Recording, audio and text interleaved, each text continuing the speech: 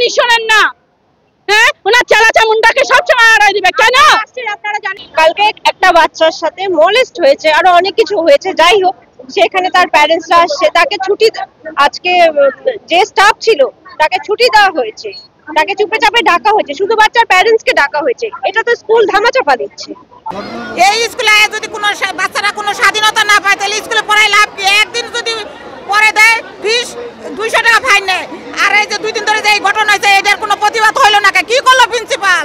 বাজে একটা কাজ হয়েছে, ওইটা আমরা আজকে সকালবেলা জানতে পারছি। সকাল 7টা থেকে আমরা এখানে এসে বসেছিলাম যে এটাকে নিয়ে একটা আইনানুগ ব্যবস্থা হয়, কিন্তু আমাদের যে এখানে প্রিন্সিপাল আছে উনি 7টা থেকে এখন অবধি মানে এফআইআর করা অবধি উনি আমাদের সাথে কোনো রকমের কথাও বলেনি, বেরোয়নি। খুব দুঃখ হচ্ছে আমার এই কথাটা বলতে। আমি 2008-এর পাস আউট, নাম করা স্কুল, তারপরেও আজকের দিনে এই স্কুলে ক্লাস 3-এর একটা বাচ্চার সাথে এরকম একটা নিন্দনীয় ঘটনা ঘটেছে একটা সুইপারের দ্বারা। प्रधाननगर के स्कूल में छात्रा से यौन उत्पीड़न, सफाई कर्मी गिरफ्तार। सिलीगुड़ी के प्रधाननगर स्थित एक नामी प्राथमिक विद्यालय में तीसरी कक्षा की छात्र के साथ यौन उत्पीड़न का मामला सामने आया है। घटना स्कूल समय के दौरान स्कूल परिसर के शौचालय में घटी, जहां आरोपी सफाई कर्मी ने छात्र के साथ अश्लील हरकत की। पीड़िता ने साहस दिखाते हुए तुरंत अपनी कक्षा अध्यापिका को पूरी घटना की जानकारी दी। इसके बाद स्कूल प्रशासन ने छात्र के परिजनों को बुलाकर मामले को आपसी बातचीत के जरिए सुलझाने के प्रयास किया। हालांकि घटना की खबर फैलते ही अभिभावकों में आक्रोश फैल गया और मंगलवार को बड़ी संख्या में अभिभावकों ने स्कूल के बाहर विरोध प्रदर्शन किया। बाद में मामले की सूचना पुलिस को दी गई, जिसके बाद प्रधाननगर थाना पुलिस ने आरोपी सफाई कर्मी को गिरफ्तार कर लिया। पुलिस ने संबंधित धाराओं के तहत मामला दर्ज कर लिया और आगे की जाँच जारी है। घटना के बाद स्कूल प्रशासन की भूमिका पर भी सवाल उठाए जा रहे हैं। स्थानीय लोगों ने मांग की है कि स्कूल प्रबंधन और सुरक्षा व्यवस्था की भी जांच की जाए। তাকে বলেছি যে গার্জিয়ানের সাথে ইমিডিয়েটলি কন্ট্যাক্ট করা হোক, এবং গার্জিয়ানকে বলা হোক যেন স্কুলে এক্ষুনি আসে আর বাচ্চাকে নিয়ে আসে। তারপর বাচ্চাকে নিয়ে আসা হলো। তারপর আমি বাচ্চার থেকেও ডিটেল শুনেছি, গার্জিয়ানের থেকেও শুনেছি।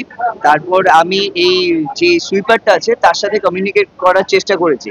তো ওর একটাই নাকি ফোন আছে এবং সেই ফোনটা ওর ওয়াইফের কাছে ছিল। তারপর আমি ওয়াইফকে বললাম যে তুমি এনি হাউ তোমার হাজবেন্ডকে খবর দিয়ে বলো যে স্কুলে ইমিডিয়েট আসতে হবে, আমি ডাকছি। তো ওয়াইফ বললো যে স্যার ও তো অলরেডি ডিউটিতে চলে গেছে।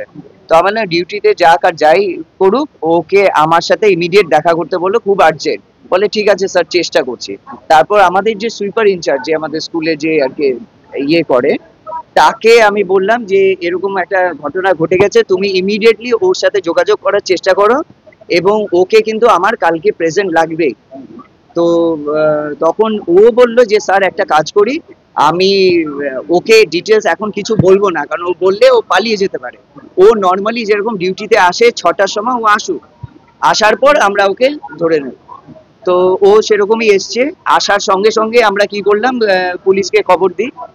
ওরা কিছুক্ষণের মধ্যেই চলে আসে। আসার পর পুলিশ, তখন আমরা হ্যান্ড ওভার করে দিয়েছি পুলিশের কাছে, এবং গার্জেনের সাথে, গার্জেন অলরেডি ছিল, গার্জেনের প্রেজেন্সেই হয়েছে সব। এবং গার্জেনকে আমরা বলেছি যে আপনারা কি অ্যাকশন নেবেন কিংবা কি ডিসিশন নেবেন সেটা আমাদের কাছে প্রাইমারি না। আমাদের কাছে প্রাইমারি হলো আমরা কি ডিসিশন নিচ্ছি সেটা আমি বলে দিয়েছি। অলরেডি মহারাজের সাথে কথা হয়ে গেছে। মহারাজ আমাকে ইনস্ট্রাকশন দিয়েছে ইমিডিয়েটলি একে আগে পুলিশের কাছে হ্যান্ড ওভার করো, তারপর জাস্ট লিগ্যাল স্টেপ নেওয়ার এর এগেইনস্টে নাও। স্যার, আপনার কি মনে হয় না আপনারা নিজেরাই তদন্ত ভারটা নিয়ে নিলেন, অভিযুক্তকে ধরার দায়িত্বটা আপনারা নিয়ে নিলেন?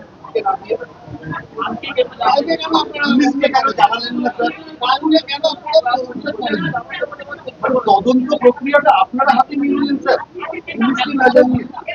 এটা আসলে এরকম একটা ব্যাপার ছিল যে আমরা মনে করলাম যে একে হাতে নাতে ধরে আমরা হ্যান্ড ওভার পারেন না, পুলিশ ধরতে পারে। এটা কি মনে করা পুলিশকে আপনাদের জানানো কি উচিত ছিল স্যার? আপনার মনে হয় আমরা ডেফিনেটলি জানানোর জন্য আমরা রেডি, সকালেই জানাবেন। মানে পুলিশের উপরে কি আস্থা নেই স্যার? না না, একদমই আছে। আপনি মনে করলেন প্রধাননগর থানার পুলিশ অভিযুক্তকে ধরতে পারবে না, আপনারা ধরে পুলিশ? যেহেতু ও আমাদের এমপ্লয়ি এবং ও তো আমাদের মানে রানিং এমপ্লয়ি, ও তো অফ আছে না, তাই আমরা ভাবলাম ও তো আমাদের কাছে ডিউটিতে আসবেই। তাহলে দায়িত্বটা আপনারা নিচ্ছেন? নামটা স্যার এই যে নোংরা কাজটা করেছে, দায়িত্বটা আপনারা নিচ্ছেন? না না, একদমই না, সেটা আমরা তো হ্যান্ড ওভার করছি। আপনারা পুলিশের হাতে তুলে দেওয়া কাজটা করলেন? আপনারা কখন জেনেছেন? ঘটনাটা কালকে সেই 12:30 নাগাদ। আপনারা গার্জেনকে জানিয়েছেন? হ্যাঁ, গার্জেনকে ডেকেছি। হ্যাঁ, গার্জেনের সাথে কথা